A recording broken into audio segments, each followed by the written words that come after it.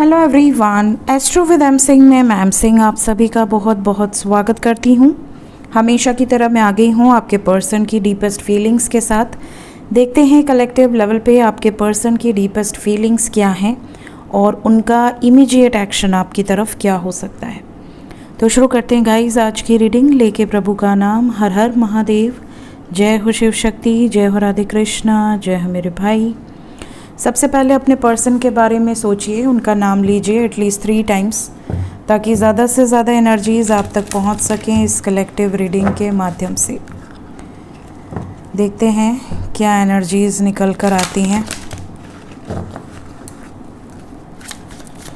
True feelings right now, मेरे viewers को लेकर उनके पर्सन की डीपेस्ट फीलिंग्स क्या है।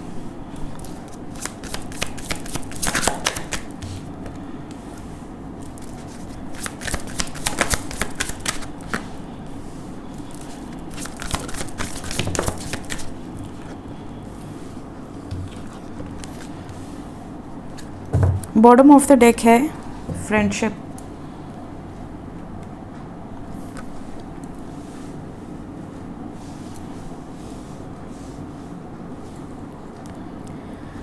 क्लैरिफाई कर लेते हैं ईच एंड एवरी कार्ड्स को।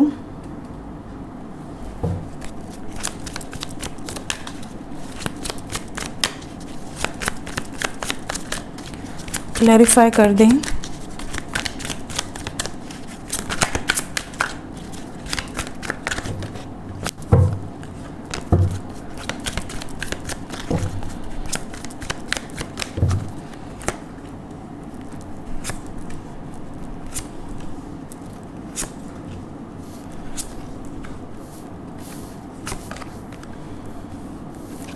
ठीक है,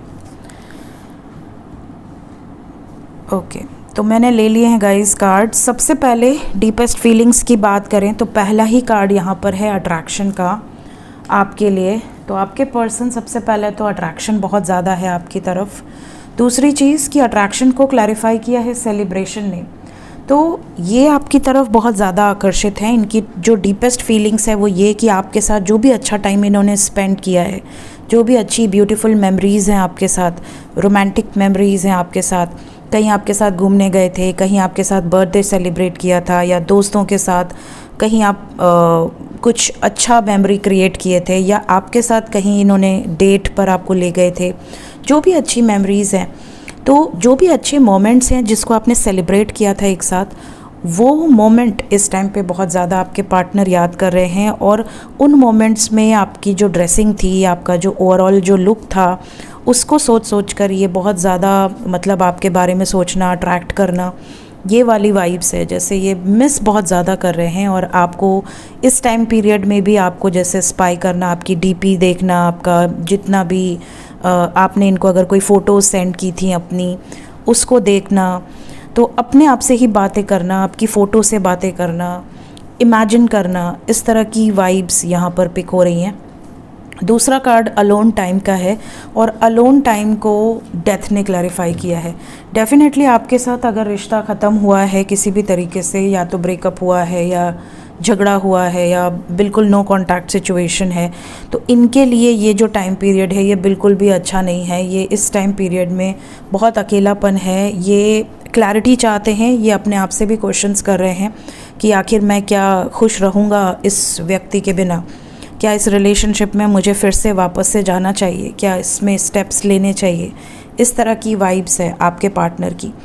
आपका करिश्मा ऐसा है कि इनको ऐसा लगता है कि मेरा जो लाइफ पार्टनर है वो बिल्कुल मेरे पार्टनर की तरह ही मैंने सोचा था और ऐसा पार्टनर मुझे मिल गया है और मैं उसे खो न दूँ, ये वाली सिचुएशन है। मींस आपका ओवरऑल लुक्स की बात कर लें, आपकी पर्सनालिटी, आपका स्माइल, आपका ड्रेसिंग स्टाइल, चाहे आप मेल हो या फीमेल हो, तो जैसा पार्टनर इन्होंने इमेजिन किया था अपनी लाइफ में, चाहे आपका नेचर हो, आपका बिहेवियर हो, ये बिल्कुल चाहते हैं कि आपके जैसा ही पार्टनर इनको ज़िंदगी में इनके मिले। ट्रस्ट को क्लैरिफाई किया है 9 ऑफ वॉन्ड्स ने। यहाँ पर वाइस वर्सा एनर्जी है, या तो आपने इनका ट्रस्ट ब्रेक किया है कहीं ना कहीं। कई बार क्या होता है रिलेशनशिप में, कोई एक होता है जो ज़्यादा पॉजिटिव हो जाता है। कई बार मेल फीमेल को लेकर बहुत पॉजिटिव हो जाता है, कई बार फीमेल मेल को लेकर बहुत ज़्यादा पॉजिटिव हो जाती है। डिपेंड करता है कि किसके अंदर फेमिनाइन एनर्जी ज़्यादा है। अब फॉर एग्ज़ाम्पल कई बार आप देखे होंगे कि बहुत सारे ऐसे बॉयज़ होते हैं जो अपनी गर्लफ्रेंड को लेकर या अपनी वाइफ को लेकर बहुत ज़्यादा पॉजेसिव होते हैं। तुम ये पहन के बाहर नहीं जा सकती, या तुम दूसरी लड़कियों से बात नहीं कर सकते, या तुमने उसको क्यों ऐड किया, उसको निकाल दो अपने सोशल मीडिया से, या मतलब इस तरह की एक लिमिट ड्रॉ कर देना कि तुम ये नहीं कर सकते, तुम उससे बात नहीं कर सकते, तुम उससे मिल नहीं सकती, या तुम ऐसे कपड़ों में बाहर नहीं जा सकती, या तुम किसी से बात कर रही थी तो किससे बात कर रही थी, कॉल रिकॉर्डिंग दिखाओ, व्हाट्सअप चैट दिखाओ, या व्हाट्सअप में कुछ फिक्स कर दिया कि भैया तुम किससे बात कर रहे हो। मतलब ओवर हो जाता है कई बार। तो ऐसी सिचुएशन में क्या होता है, फिर ये एक फ़ियर बन जाता है। तो आप दोनों में से कई लोगों के साथ ये सिचुएशन हुई होगी मे बी कि ट्रस्ट इश्यूज़ बहुत ज़्यादा हुए होंगे। तो आपके पार्टनर को ऐसा लगता है कि यार मे बी इनका बिहेवियर गलत रहा हो, ओवर डोमिनेटिंग रहा हो या ओवर पॉजेसिव रहा हो, बट इनको फ़ियर है आपको खोने का। तो या तो ये आपकी वाइब्स है, इनको आपसे डर लगता है क्योंकि आप बहुत ज़्यादा पॉजेसिव हो, या तो फिर ये बहुत ज़्यादा पॉजेसिव हैं जिसके कारण रिलेशनशिप ब्रेक हुआ है। ठीक है, तो इन्हें डर है कि कहीं ऐसा ना हो कि जो सिचुएशन है वो बहुत वर्स्ट हो जाए, तो ये सिचुएशन को नॉर्मल करना चाहते हैं। साथ ही साथ बटरफ्लाई को क्लैरिफाई किया है नाइट ऑफ सोर्ड्स ने। यहाँ पे डेफिनेटली इनको ऐसा लगता है कि इन्होंने अपने अंदर बहुत चेंजेस लेकर आए हैं। जब आप दोनों में ब्रेकअप हुआ है या नो कांटेक्ट सिचुएशन हुई है या जो भी रीज़न से, उसके बाद से इनके अंदर बहुत चेंजेस आए हैं, और इवन आपके अंदर भी बहुत चेंजेस आए हैं। आप बहुत ट्रांसफॉर्म किए हो और इन्होंने भी बहुत ट्रांसफॉर्म किया है अपने बिहेवियर को। तो अब ये चाहते हैं कि बहुत जल्दी से यूनियन हो, आप दोनों में फिर से फ्रेंडशिप हो जाए, ताकि जो एक्सप्रेशन ऑफ लव है वो ये आपको पूरा क्लियरली बता सकें कि मतलब आखिर इनके अंदर इन्होंने क्या क्या चेंजेस लेकर आए, और आगे से वो गलतियां ये नहीं करेंगी या नहीं करेंगे जो पहले हुई हैं। तो वापस से इस कनेक्शन को बनाना चाहते हैं, वापस से डेवलप करना चाहते हैं अपने बीच में रोमांस। तो जो चीज़ें बिल्कुल फेड हो गई थी या ख़त्म हो गई थी, बहुत झगड़ा हो गया था, मिसअंडरस्टैंडिंग हो गई थी, उन चीज़ों को फिर से ये चेंज करना चाह रहे हैं। तो ये वाली इनकी डीपेस्ट फीलिंग्स हैं जो अभी यहाँ पर निकल कर आई हैं। होप आपको क्लैरिटी मिली होगी कि क्या चल रहा है आपके पार्टनर के सबकॉन्शियस माइंड में। देखते हैं इमीडिएटली एक्शन क्या हो सकता है। इमीडिएट एक्शन मेरे व्यूवर्स की तरफ प्लीज़ गाइड करें एंजल्स। क्या जो कुछ भी अभी करंट फीलिंग्स में निकल कर आया है, क्या वो चीज़ें जल्द से जल्द एक्सप्रेस करेंगे आपसे आपके पर्सन? क्या वो बता पाएंगे ये सारी चीज़ें? 9 फियर तो है, चेंज आएगा, जो अभी सिचुएशन है उसमें चेंजेस एक्सपेक्टेड हैं। Again we have number 9। तो सबसे पहले तो 999 एंडिंग ऑफ अ साइकिल को दिखा रहा है, और आप दोनों के बीच में जो भी अदर सिचुएशंस हैं like third party and all, चाहे वो फैमिली हो, मदर हो, कोई अदर पर्सन हो, या कोई अदर सिचुएशन हो, या करियर हो, जो भी अदर सिचुएशंस है फ़िलहाल उसके कारण बहुत ज़्यादा सफरिंग यहाँ पर दिख रही है, और इस सफरिंग से निकलना चाहते हैं आपके पर्सन। क्या इस सफरिंग से निकल पाएंगे बाहर? बिल्कुल, ये कार्मिक साइकिल से आपके पर्सन बाहर निकलेंगे, बैलेंस क्रिएट होगा। कब तक हो जाएगा बैलेंस क्रिएट, कितना टाइम लग सकता है? अभी तो पेशेंस रखना होगा। अगेन नंबर 9, ये रीडिंग में 4 बार 9 आ चुका। अभी डेविल एनर्जी है, तो यहाँ पर बहुत सारे व्यूअर्स ऐसे हैं जिनके पार्टनर इग्नोर करेंगे। मतलब इतनी फीलिंग्स होने के बाद भी आपके पास वापस आना इनकी विश है, उसके बाद भी ये सब्र रखेंगे। आपको ऐसा लगेगा कि पता नहीं इनके अंदर चेंजेस आ गए हैं, ये वापस आएंगी या नहीं आएंगी, या वापस आएंगे या नहीं आएंगे, ये थर्ड पार्टी से मूव ऑन करेंगे या नहीं करेंगे। तो अभी आपको सब्र रखना पड़ेगा। इनके बिहेवियर से अभी आपको कुछ समझ में नहीं आएगा, थोड़ा सा ये साइलेंट जोन में रहेंगे, अभी आपसे दूरी बनाने की कोशिश करेंगे, क्योंकि इनको ऐसा लगता है जब तक बैलेंस क्रिएट ना हो जाए, जो सिचुएशंस एंड होनी है वो कम्प्लीटली एंड ना हो जाए, तब तक ये वापस नहीं आ पाएंगे कम्प्लीटली। थोड़ी बहुत बातचीत तो होती रहेगी, उसका प्रॉब्लम नहीं है, बट सिर्फ बातचीत के लिए तो कोई रिश्ता नहीं होता ना, रिश्ता एक स्टेबिलिटी के लिए होता है। तो स्टेबिलिटी में अभी समय लगेगा। कितना पेशेंस एंजल्स, जितना परफेक्ट टाइमिंग, यहाँ मदर यूनिवर्स की एनर्जी आ गई। कंप्लीशन में जितना समय लग सकता है डिपेंड करता है पर्सन टू पर्सन। आपके लिए स्टैंड लेंगे, ये बात की एश्योरेंस यहाँ पर यूनिवर्स की तरफ से आपको दी जा रही है, तो आपको घबराना नहीं है। लाइट आएगी। अगर अभी अंधेरा है, बहुत ज़्यादा आपकी लाइफ में बहुत ज़्यादा सफरिंग है, तो आने वाले समय में उजाला आएगा। मदर गाया की ब्लेसिंग्स आप लोगों के साथ हैं। सो यहाँ पर बहुत सारे एंजल नंबर्स आए हैं, बट 9 की वाइब सबसे स्ट्रॉन्ग है और 9 नंबर का साल शुरू हो गया है, जो कि है मंगल का। और मंगल क्या है? अग्रेसिव है। शनि क्या है? शनि का साल था 2024, जिसमें कर्मा क्लिन्स हुए बहुत सारे लोगों के, और बहुत सारे लोगों की सफरिंग्स रही, पीड़ा रहा, ग्रीफ रहा। बहुत सारी ऐसी खबरें भी आपने सुनी जो कि पीड़ादायक थी। लेकिन मंगल के साल में क्या है? शनि तो डिले के कारक हैं, देरी के कारक हैं, बट मंगल क्या है? फास्ट एनर्जी है, एक्सप्लोडिंग एनर्जी है। ठीक है, नया साल शुरू हुआ नहीं कि जितने भी आप देखेंगे न्यूज़ चैनल खोलकर सिर्फ आग की खबरें आएंगी। मुझे तो इतने लिंक्स मिल रहे हैं कि मैम आपने ऐसा कहा है, प्रेडिक्शन में अभी से शुरू हो गया। क्योंकि मंगल का साल है, लोग वेट नहीं करेगा, फटाफट एक्शन लेगा। सोल्जर की एनर्जी है। सोल्जर क्या है? जो दिमाग कह दिया उसने एक्शन ले लिया।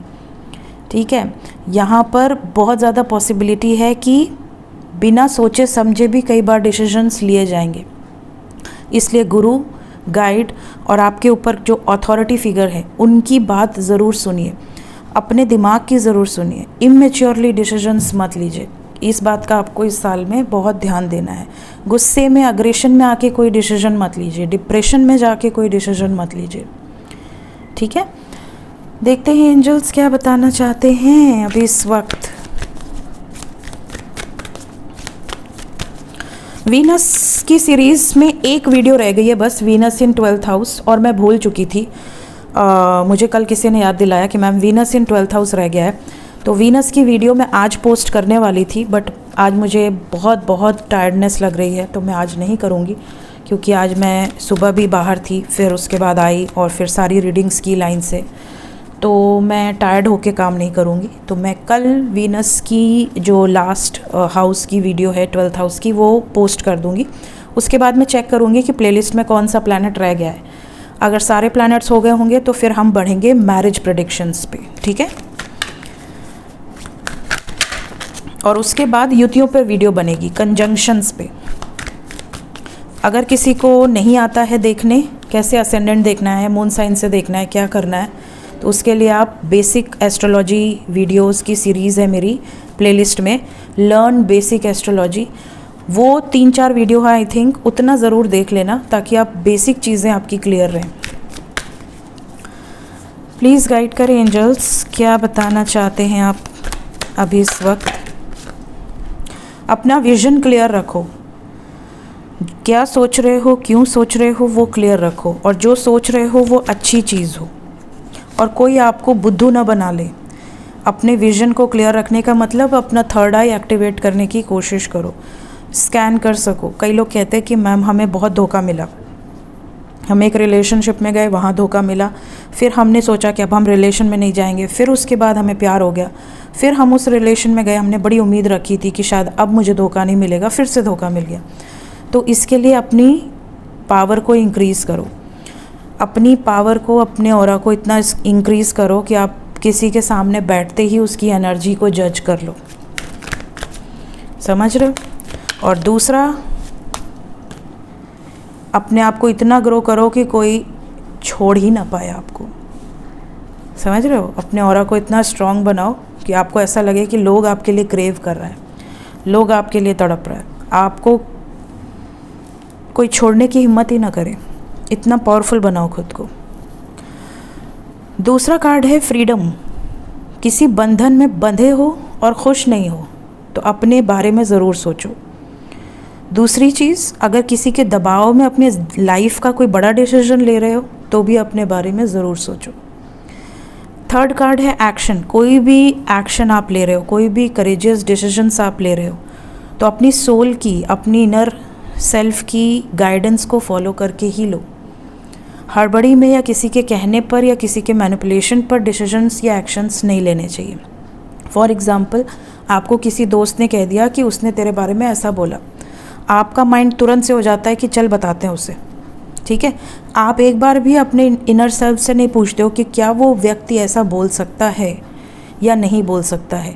अगर वो बोलता है तो उसे क्या फ़ायदा है मेरे बारे में ऐसा बोल के। लोग सोचते नहीं हैं, लोग तुरंत से जाएंगे, लड़ उड़ लेंगे, बाद में पता चलेगा कि अरे ये सारा तो खेला था, आपको तो मैनिपुलेट किया गया, ऐसी कोई तो सीन ही नहीं थी। तो कभी भी किसी के बहकावे में आके, किसी के मैनिपुलेशन में आके करेजियस डिसीजंस नहीं लें। हमेशा अपने दिमाग का, अपने दिल का इस्तेमाल करें, अपनी सोल से पूछें कि क्या आप जो डिसीजन लेने जा रहे हैं, एक्शन लेने जा रहे हैं, क्या वो सही है। इस चीज़ का आपको बहुत ध्यान देना चाहिए। सो ये थी गाइस अभी इस वक्त आपके पर्सन की एनर्जी विद गाइडेड मैसेजेस। मिलते हैं नेक्स्ट वीडियोज़ में। Till then take care, good night, bye bye.